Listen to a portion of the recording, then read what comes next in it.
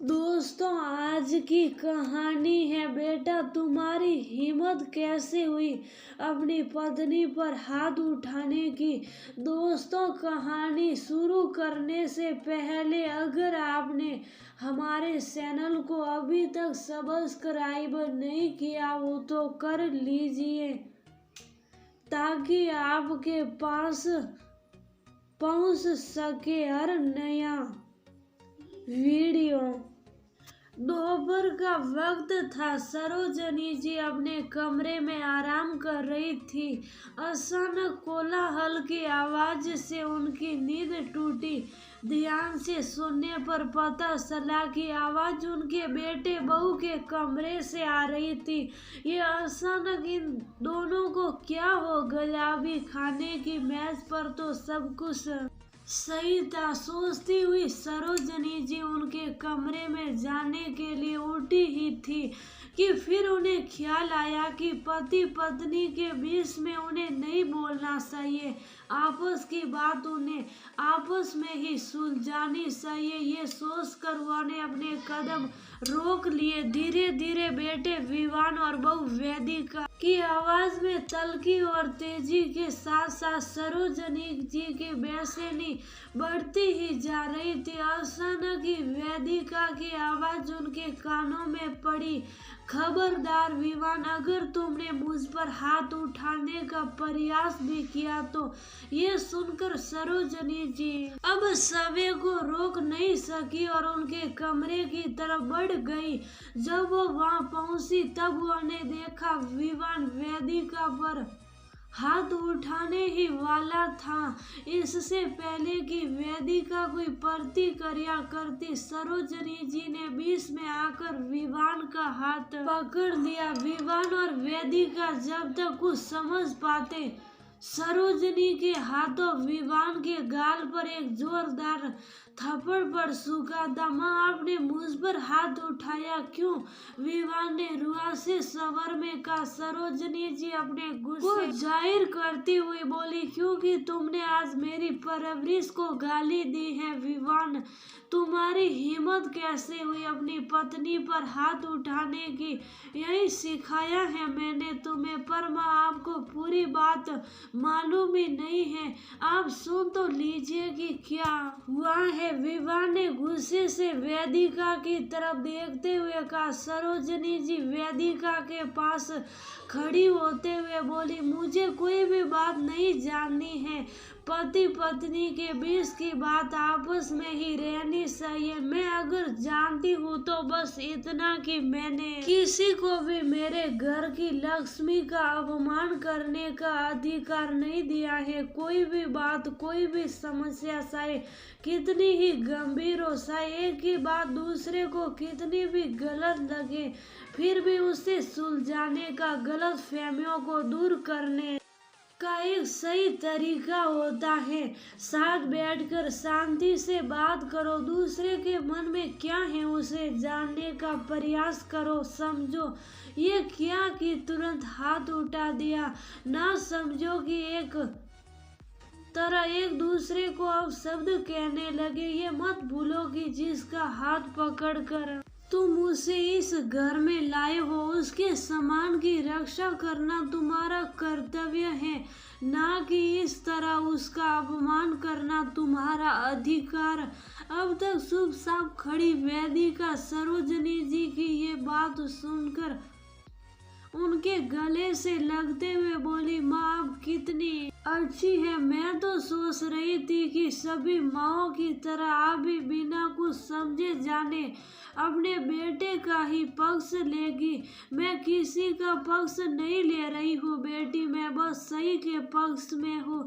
अगर तुम मेरे सामने गलत करोगी तो मैं तुम्हें भी डांटूंगी। मुझे नारीवाद की बड़ी बड़ी बातें करना नहीं आता है। मैं बस इतना ही जानती हूँ कि अगर सभी की स्त्री होकर भी मैं दूसरी स्त्री के सम्मान को अपने सामने कुचले जाते हुए देखती रहूं तो लानत है मेरे अस्तित्व पर। फिर चाहे उस सम्मान को कुचलने वाला मेरा अपना बेटा ही क्यों ना हो। सरोजनी जी ने वेदिका के सर पर हाथ रखते हुए कहा। अपनी माँ की बातें सुनकर विवान को अब अपनी हरकत पर गलानी हो रही थी।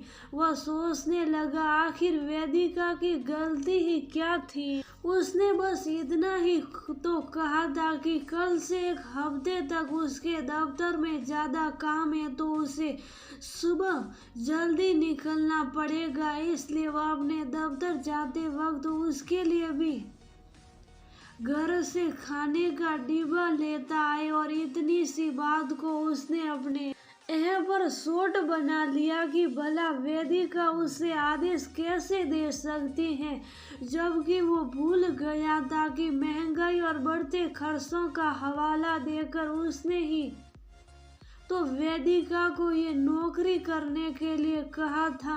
ये भी भूल गया कि उसके पापा हमेशा ही किस तरह घर से लेकर बाहर के कामों में भी बेशक उसकी माँ का हाथ बटाते हैं और उन्होंने हमेशा उसे भी यही सिखाया है।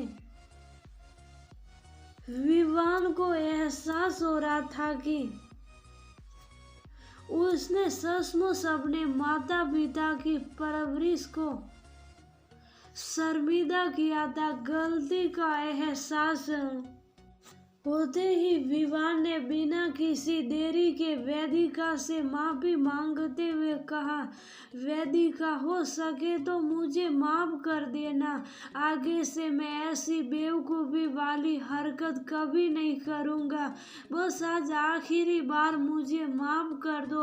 अपनी बात कहते कहते विवान की आंखों से आंसुओं की धार बह चली। उसके आंसू पोंछते हुए वेदिका बोली, मुझे भी माफ कर दो।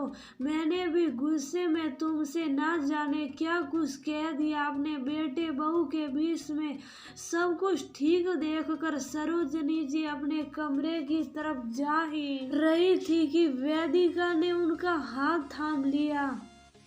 माँ, आप जैसी सास और माँ हो तो कभी किसी बहू बेटी के साथ कुछ गलत नहीं हो सकता है।